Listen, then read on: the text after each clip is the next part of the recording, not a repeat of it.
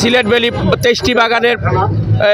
23টি বাগান আমরা পঞ্চায়েত শ্রমিক মিলে যদি এই 3 দিনের মধ্যে যদি কোনো রেজাল্ট না হয় তাহলে আমরা বৃহত্তর আন্দোলনে ডাক দিতে আমরা বাধ্য হব বলে আমরা এই একমত পোষণ করেছি। আমরা সিলেট ভ্যালি প্রত্যেকটা বাগানের পঞ্চায়েত একত্র হয়ে এই আজকে যে বর্জান এই 4টা বাগান যে বন্ধ আছে তাদের সাথে এই আন্দোলনের সম্মতি প্রকাশ করে আমরা যাতে পরবর্তী সময় আমরা এই 3 দিনের একটা আলটিমেটাম ঘোষণা করা হচ্ছে আজকে। এই 3 দিনের মাধ্যমে যদি আমাদের কোনো রেজাল্ট না মিলে তাহলে আমরা পরবর্তী সময় বৃহত্তর আন্দোলনে যেতে বাধ্য হব।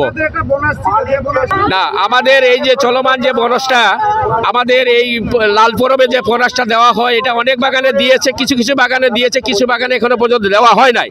আবার বিগত সময়ে অনেক বাগানেই এই লাল পূজার যে বোনাস যে বেতনটা বোনাসটা এটা গতবারের এই যে বোনাসটা এটা বকেয়া রয়েছে, এখনো পর্যন্ত কোনো বাগানে পাই নাই। যে আমরা চাইবো যে মালিক পক্ষ এবং সরকারের প্রতি অনুরোধ করব যে বকেয়া বোনাসটা সহ এই চলমান যে 25 সালের যে বোনাসটা সেটাকে যোগ করে একসাথে দেওয়ার জন্য আমরা অনুরোধ করব আর কি সবাইকে।